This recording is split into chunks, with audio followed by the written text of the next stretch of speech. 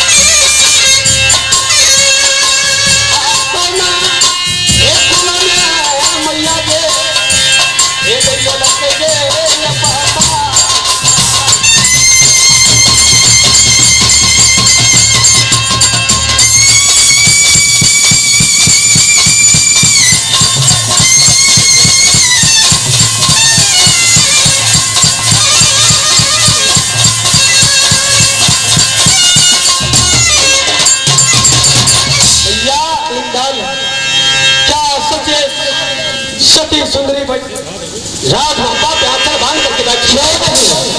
अगर कहती है माँ अगर इंद्र से शादी नहीं हुआ तो प्राण बध कर दूंगी तेरी खबर में।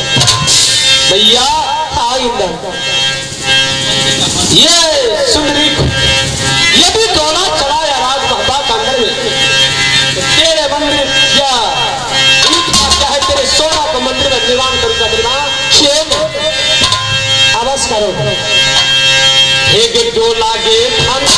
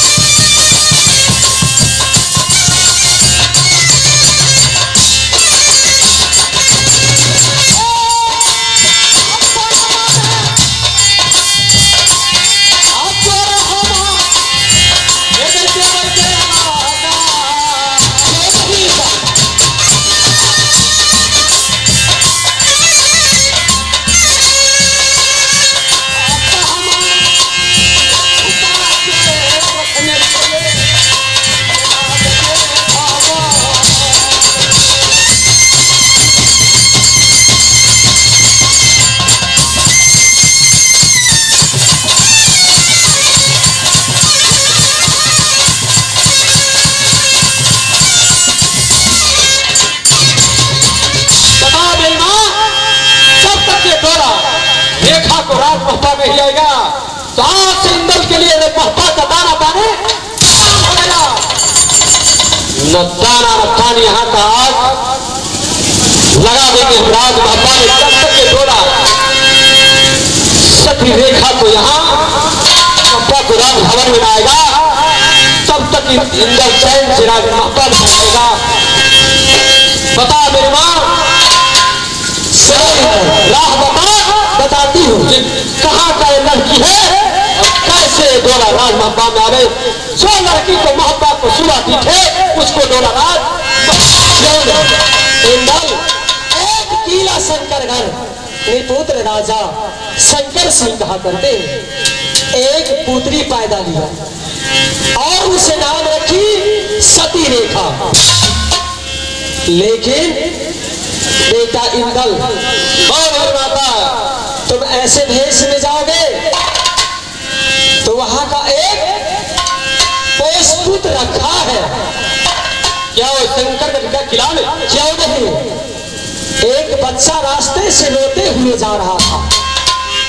एक हाथ का लांगड़ा एक पैर का लांगड़ा दयालु राजा शंकर सिंह गोद में उठा लिया।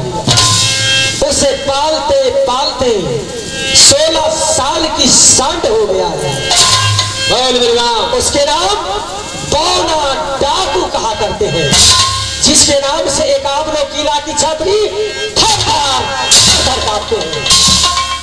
बेटा इंदल और लड़का बन के बराती आया किला शंकरगढ़ में तारन पाया बोना डाकू से दुल्हा। तू काहे बराए वो बोना का तू करता है? महाबात का सुबह दूसरे को बराए सुनने के लिए अपने कानों से नहीं चाहता है। रात बता जो एक कब तो ये डोला ला करके मोहब्बा में रखोगी जानती हो, लेकिन तुम ऐसे भेष में जाओगे तुम्हें पहचान जाएगा। यहाँ से चले जाओ कहो तो दुर्वासा नाम का एक मुनि रहा करते हैं। क्या वो शंकरगढ़ का राज? हाँ, उसी के पास चले जाना, उस सेवा संस्कार करना, तुम्हें पसंद होकर के तुम्हें चेला बना देना। क्या वो हमको दुर्वासा को आश्रम में जाकर के उसको चेला बनना होगा? क्यों नहीं, आगे की रास्ता बताओ मेरी माँ। और तुम्हें चेला बना करके राशन पानी लाने के लिए भेजेगा कहा तो शंकरगढ़, लेकिन दूसरे के हाथ से भिक्षा नहीं लेना। बोल मेरी बात, सती रेखा के हाथ से भिक्षा लेना तुम्हें पहचान जाएगी उसी टाइम से, लेकिन उसका प्रण है। बोल मेरी माता, क्या जिस दिन हिंदल का चरण पड़ेगा शंकरगढ़ में, एक क्षीरसागर नाम का पोखरी है जिसमें आज तक जल नहीं हुआ। जिस दिन तुम्हारा चरण पड़ेगा उस दिन उसमें हरा भरा जल हो जाएगा। आगे बोल मेरी माँ, एक चंदन का वृक्ष है जिसमें आज तक पौधा नहीं खिला है। जैसे प्रवेश करोगे वैसे पौधा खिल जाएगा। भैया तो ठीक है, जो हमको करना होगा अवश्य में करेंगे, लेकिन मेरी माँ इंदल तू मोहब्बत से दाहिन होकर रहना। ठीक है, बाम कभी न होना, यदि बाम हो गया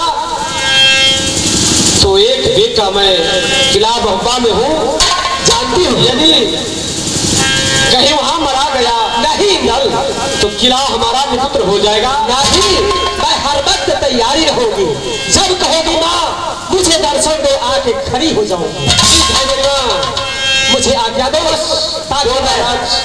ठीक है, जा सकते, जब मैं पुकारूं तब तुम दर्शन को देना मेरी माँ।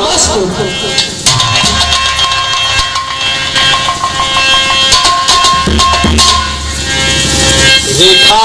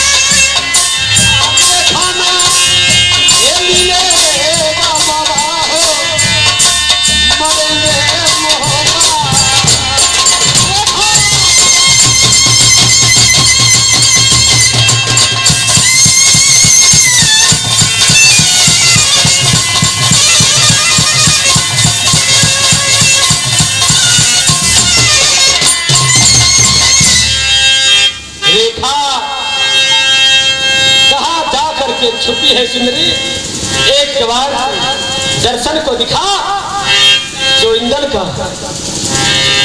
सोमनाथ, ये रेखा कौन है सोमनाथ? क्या रेखा?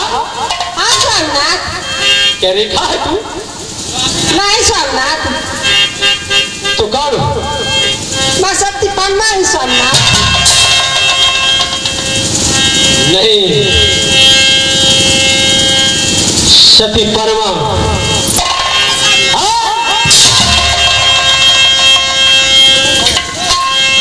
ये रेखा के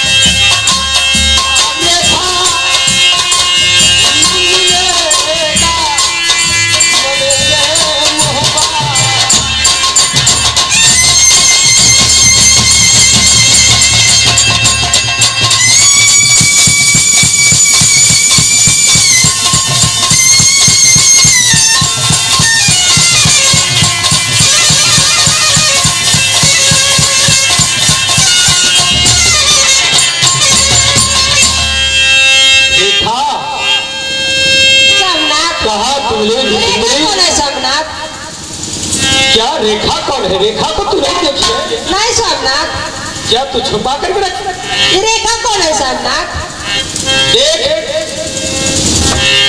रेखा कौन है? इंदल का दिल का टुकड़ा है। जब तक एक टुकड़ा दिल में नहीं जुटेगा तब तक इंदल का आंख में निंद्रा न होगा। सोमनाथ, हेगे कहमा मिलतई सुंदरी ये खास कमाल।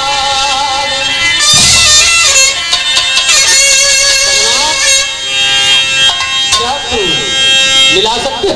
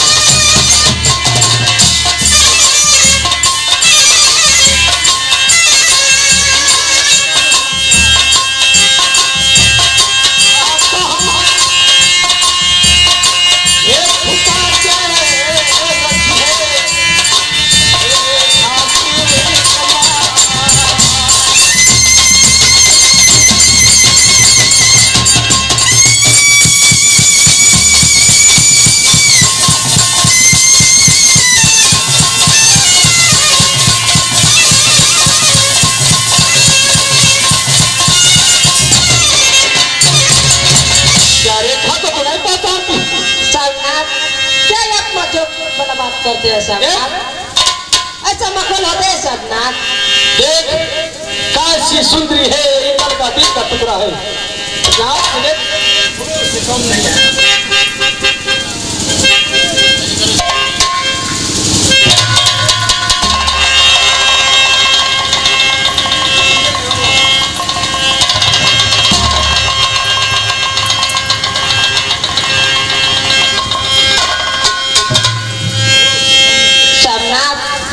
बता, यही आपको देखा है? क्यों नहीं? सोमनाथ, बोल कन्मा, क्या बोलने की चाहती है? मैं तो सब कुछ बोलने के लिए चाहती हूँ सोमनाथ। जल्द बता, जब तक ये रेखा मिलेगी तब तक इंदल के मोहब्बत का दाना पानी हराम हो गया। ये क्या आप मजाक वाला बात करते हैं सोमनाथ?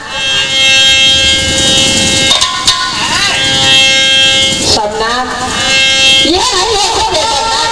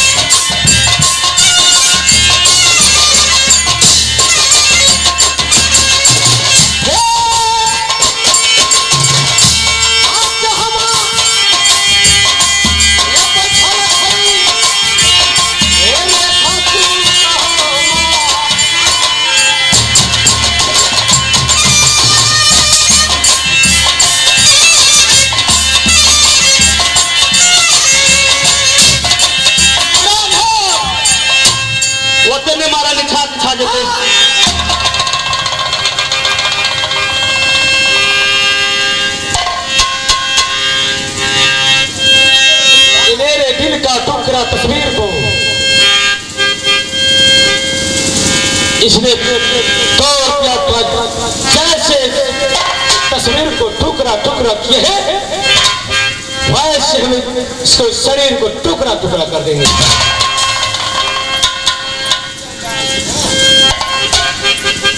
रेखा, सोमनाथ, यहाँ तो तुम्हारे स्वामी आप फूट गए कर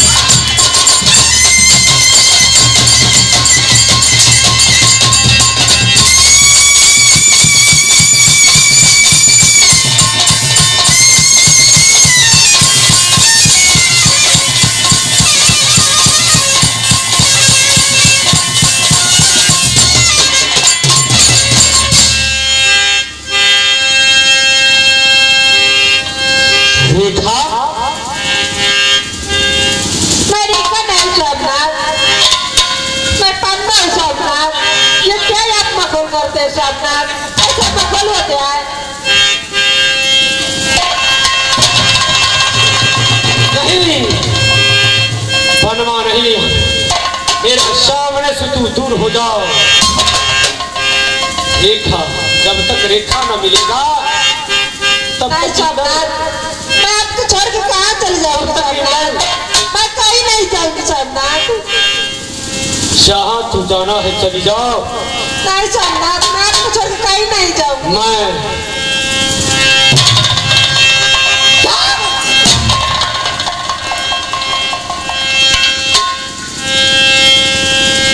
कैसे भूल गया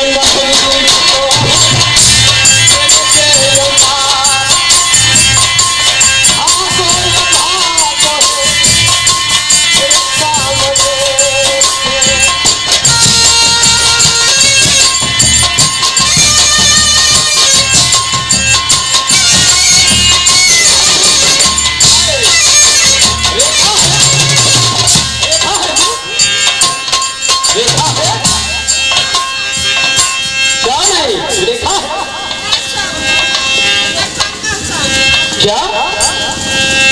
फिर एक बार बोल। रेखा बोली है ना? नहीं सोमनाथ। तो कौन है? सोमनाथ, मैं आपकी पत्नी हूँ रेखा सोमनाथ, नहीं हूँ मैं। कौन पत्नी? कब का पत्नी? मेरे दिल का टुकड़ा तू रेखा। नहीं सोमनाथ, ऐसे नहीं होगी सोमनाथ।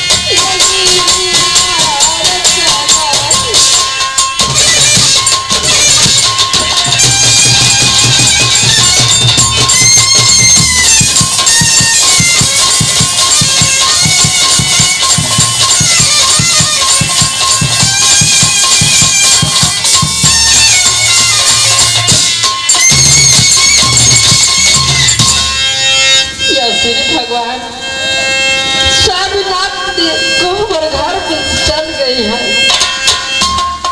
मैं किसके आप बताऊंगी? मैं जाती हूँ सासू माँ की कहती हूँ। मलकाई किया कहने छे की भेले? मीरा कोनो झगड़ा लग रहा भेले? कुछ नहीं हुआ है। कुछ नहीं हुआ फिर को क्यों रोती हो? अच्छा ही मुझे माँ की याद आ गई है। नहीं अगर कुछ बात है तो हमको कह सकते हैं, मैं दुख झेल सकता हूँ। नहीं विराट। चल ठीक है, अगर कुछ नहीं है तो कोई बात नहीं। नहीं झगड़ा लग रहा हुआ तो सबके घर में झगड़ा होता है, इतना टेंशन लेने की कोई बात नहीं है। नहीं कुछ नहीं हुआ है विराट। आप चाहिए मैं जाती हूँ अपनी सासू से बात करती हूँ।